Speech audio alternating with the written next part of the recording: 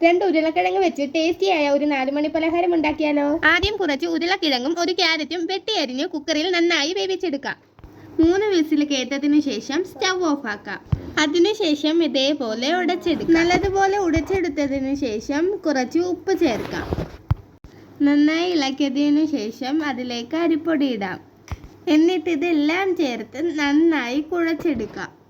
പിന്നീട് അതിലേക്ക് വെള്ളമൊഴിച്ച് നന്നായി കുഴച്ച് മയപ്പെടുത്തുക. ആവശ്യത്തിന് മുളക് പൊടി, ഗരം മസാല, കുരുമുളക് പൊടി എന്നിവ ചേർത്ത് നന്നായി കുഴയ്ക്കുക. ഞങ്ങൾ ഈ വീഡിയോ അപ്ലോഡ് ചെയ്യുമ്പോൾ 56 സബ്സ്ക്രൈബർ ഉണ്ട്. ഞങ്ങളെ സപ്പോർട്ട് ചെയ്ത എല്ലാവർക്കും നന്ദി.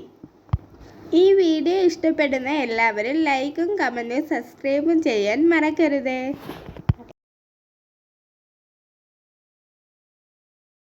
അതുമാത്രമല്ല ഇതിന് നല്ല ടേസ്റ്റുമാണ്. നമ്മുടെ വീട്ടിലുള്ള സാധനങ്ങൾ മാത്രം മതി ഈ സ്നാക്സ് ഉണ്ടാക്കാൻ. ചെറിയ ഉരുളകളായി ഉരുട്ടി ബ്രെഡ് പൊടിയിൽ മുക്കി എണ്ണയിലേക്കിട്ട് വറുത്തെടുക്കാം. ഈ സ്നാക്ക് ഉണ്ടാക്കാൻ വെറും അരമണിക്കൂർ മാത്രമാണ് എടുക്കുന്നത്. എന്നിട്ട് നമുക്ക് സോസും കൂട്ടി കഴിക്കാം. നല്ല ടേസ്റ്റാണ്.